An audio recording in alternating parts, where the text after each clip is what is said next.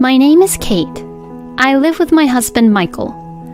We inherited a restaurant from my grandfather, which we run. This restaurant, Sunflower, was kept by my grandfather for a very long time. It was loved by the locals and had many regular customers who ate at the Sunflower.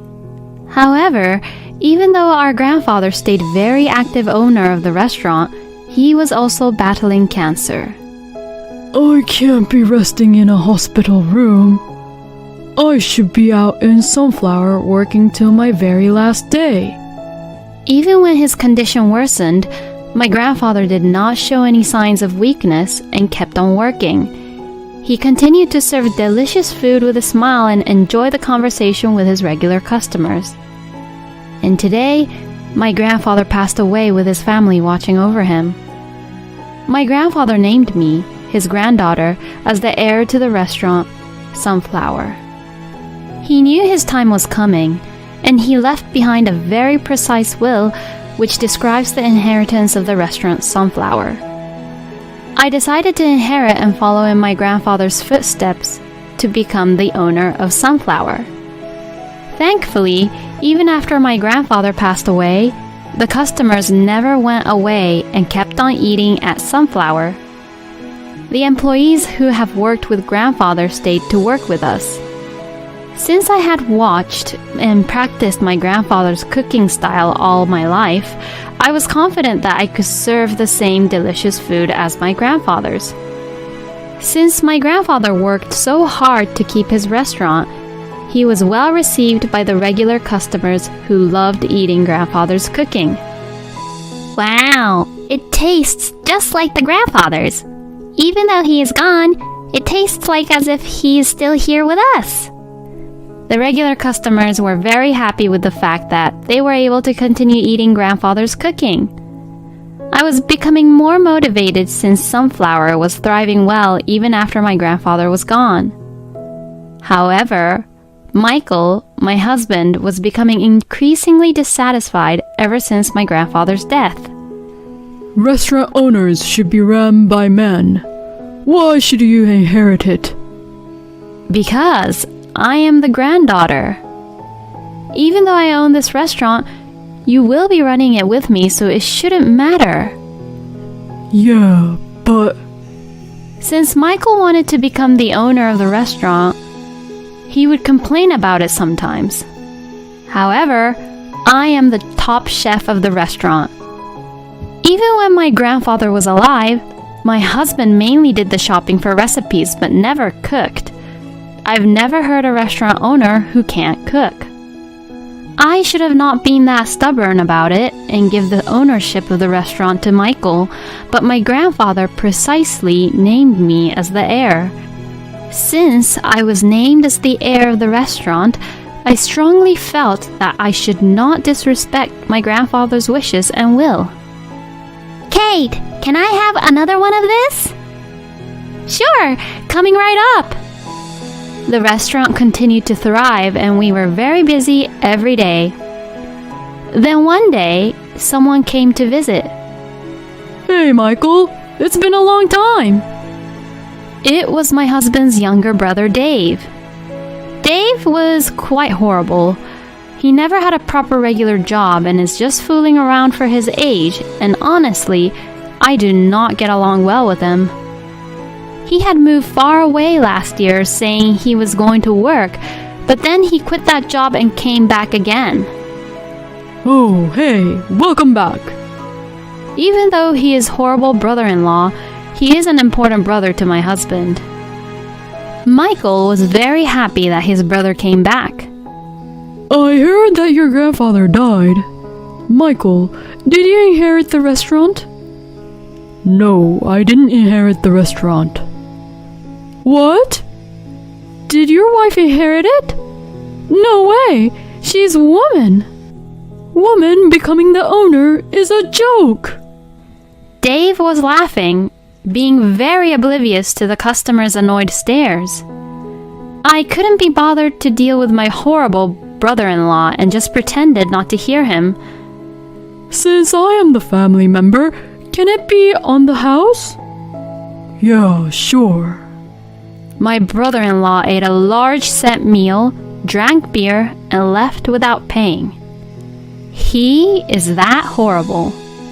Hey, even when the other family member comes to eat at our restaurant, they always pay. It's not fair to the others, so please make my brother-in-law pay if he's going to eat at our restaurant. What? It's okay.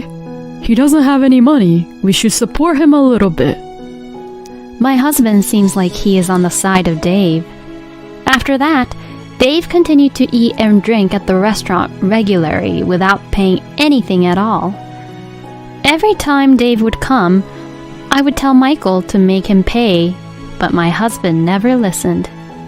Since I was very persistent about my brother-in-law paying, my husband became annoyed by me and we stopped talking to each other. Dave started coming to the restaurant more often while my husband and I were becoming distant to each other. Every time my brother-in-law would come, my husband and him would go to the kitchen to talk in secret. I bet they were talking behind my back. I pretended not to care about them and continued to cook and serve the customers. Dave was having this conversation with my husband while glancing at me as I worked busily. Is there any way that you can own this restaurant? My wife is the owner. Since the location of this restaurant is great and there are many customers, why don't you own the restaurant and make the profit all yours? It must be hard to have your wife as your boss, isn't it? Well, yeah. Dave had his eye on Sunflower and was planning to own and run this restaurant. While Michael and I was on bad terms, my brother-in-law was trying to get my husband, who was frustrated with me, on board with his plan. But how could we make the restaurant ours? I have an idea. Michael and David began to make plans in secret. Michael has agreed to Dave's idea and decided to go through with it. Next day was restaurant's close day. My husband left early and I spent the day alone. Even though it was my day off, I remembered that the kitchen needed some cleanups. I decided to use my day off as the cleaning day, so I went to the restaurant. When I tried to open the door to the restaurant was already opened. I thought I forgot to lock the door last night and entered the restaurant hurriedly, finding Michael and Dave inside the restaurant. "You're here." The door was open, so I was very surprised. "Today is a close day. Why are you here?" When I spoke to them, they were both smirking as if they were planning something. I have something to tell you. Since you have inherited this restaurant, I don't like the way you've been acting like a stuck-up. I was not being a stuck-up. Yes, you have been. Don't you think so? Yes, you are being a stuck-up. Since the restaurant is thriving and you're making profits, you're feeling good about it. What are you saying? I was getting very annoyed and angry because they both talked to me as if I was an idiot. While I was getting furious, my husband was taking out documents on the table. I don't like your attitude. I can't take it anymore. Let's get a divorce. The document was an already filled out divorce papers. Since this was too sudden, I was astonished.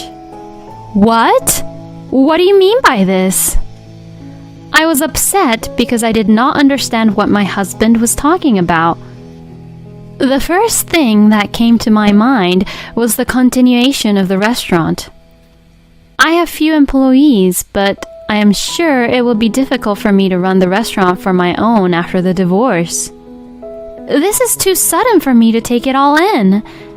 It will be hard for me to continue as an owner if I get a divorce. About that, we will buy the restaurant from you. We will start the restaurant by me becoming the owner of this restaurant, so you just leave. I couldn't understand what my husband was saying. It's such a waste since this restaurant has a great location with so many customers with such a bland menu. So we will renew this restaurant. Yup, so just fill out the divorce paper and get out. Since they were speaking nonsense to me, my brain just froze. This is the restaurant my grandfather was the owner of for the longest time. We have enough profit from it. We should continue as it is for our customers. That means you are not going to change nor improve. Then this restaurant will go out of business in a short time. Since we don't want this restaurant to go out of business, I will run it for you, is what I'm saying. No matter what I say to them, he didn't even try to hear me out. I am sure Michael was brainwashed by Dave. Okay, I will buy this restaurant by your named price. I'll make that money soon anyways, so I don't care how much. I couldn't be patient with them being so arrogant. Fine then. Then I will sell it for $500,000. Just give me 2 weeks to prepare the divorce papers and the contract paper. Don't visit the restaurant for those 2 weeks. Since I agreed that I would sell them the restaurant, they were just overjoyed. There was a reason why I would sell the restaurant to them so easily. They don't even know the reason about it and was just being selfish and thinking only about their own profit. I was able to run the restaurant by myself until I gave the restaurant over to him. Hey, where's your husband? We are actually getting a divorce. Why so sudden? Then, are you going to run this sunflower all on your own? No, this restaurant will be bought by my husband. I'll be quitting in 2 weeks. The customers were surprised with a very worried face. But do not worry, I have a good news. I gave the customer the flyer which I recently made. The customer who saw the flyer instantly looked relieved. 2 weeks later, I presented my husband and my brother-in-law with a contract to sell the restaurant and the filled out divorce paper. Now, you have nothing to complain about. Michael signed the contract immediately without any hesitation. $500,000. I am transferring the money to your account now, so this is my restaurant now. Michael and Dave were overjoyed. While they were celebrating, I packed up my belongings and left the restaurant. On the way to submit the divorce papers, I couldn't wait to see what the two were going to do with the restaurant. Michael and Dave immediately opened the restaurant. I've already explained the situation to the employees, so there shouldn't be a problem running this restaurant without Kate. Alright, let's make some money. The two were fired up and got ready to work. At 10, when the store opened, there was an unusual scene. Why isn't the customer coming? Usually, the customer comes when the restaurant opens, but no one was here. Employees who were diligent to come to work also did not show up. Michael tried to call the employees but wasn't able to get through to them. Since this has never happened before, the two began to panic. When Michael got out of the restaurant, he found a regular customer walking by. Hey, aren't you our regular customer? Huh? Oh, yeah, I was worried because you didn't show up when the restaurant opened. Come in, come in. But I heard your wife quit. I was a regular customer because I wanted to eat her food, but since she's not here, there's no reason for me to come and eat here. Don't say such thing. Don't worry, we can serve you a delicious meal. Michael half forcibly pushed the customer into the restaurant. The customer reluctantly enters the restaurant and looked at the menu to order. What is this menu? Since I am the new owner, I have renewed all the menu. The menu did not have any of the original menus of Sunflower. The menu had exotic words which were difficult for the customers to understand, which made the customers less excited to order. Fine, then. I will have the steak. Coming right up.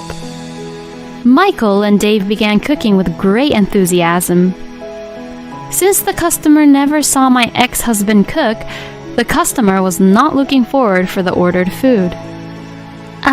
What is taking so long? Here you go. After 40 minutes of wait, the dish was finally served. The customer's eyes widened when she saw the steak which was served. What is this? What Michael served was not called cooking. Only 3 slices of meat was placed in the center of the plate. The outside of the meat was burnt and the inside was just raw. There was no sauce nor side dishes, but only bread and soup. Since the quality of the meat is fine, the seasoning is only salt and pepper. The meat is cooked for you to enjoy the savoriness and the rareness of the meat. The customer couldn't pick up the cutlery since the steak did not look appealing. Even the soup looked very cheap.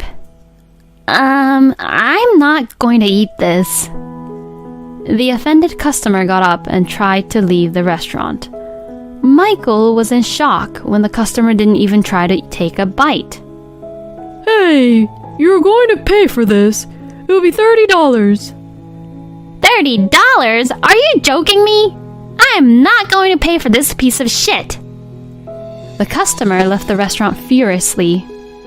Since this was not expected, my ex-husband and brother-in-law was just in shock. At the same time, they were starting to realize the mistakes they have made. Michael, who never cooked, and Dave, who never had a proper job, cannot run a restaurant. This is obvious if you think about it, but the two who were only thinking about making profit failed to realize this fact. Sunflower, with the 2 new owners, never saw another customer entering their restaurant again. I, on the other hand, was starting a new restaurant in a different location. It's called Sunflower Second. The employees who worked for the original Sunflower are also with me. In fact, this restaurant was also inherited from my grandfather. My grandfather was concerned about the continuance of the Sunflower as the building was getting too old. So, he made a new restaurant at a different location. My grandfather wanted to tell people about this new restaurant after it was built, but he passed away while it was in building. This new restaurant, too, was inherited by me. I never told my husband of this existence of the new restaurant. 2 weeks prior to selling the Sunflower, I advertised about the new restaurant to the customers. The regular customers of the original Sunflower came to my restaurant because they wanted to eat my cooking. Thanks to the customers, the restaurant was very busy from the first day it opened. We were able to afford to hire new employees. I also made the $500,000 from selling original Sunflower, which made it easier for me to give my employees a raise. At the new restaurant, with the original menu, I also added and served my own original menu also. In an effort to broaden my customer base, I tried to make menus which can cater younger crowd and food that even small children can eat. This became a success, and more people visited my restaurant with their families. The new restaurant grew by keeping my grandfather's original menu with new menus to adjust with the younger generation. Every day, I was very busy, which gave me the feeling of fulfillment. Michael and Dave was at loss. They borrowed to pay me $500,000, so they have been receiving the debt reminders. What are we going to do about this? You are the one who started this. You should do something about this. Since Dave was not expecting this outcome, he didn't know what to do. Then, he comes up with an idea. I have a good idea. They came to my restaurant unexpectedly at the busiest time, lunchtime, to proceed with his good idea. Help us, Kate.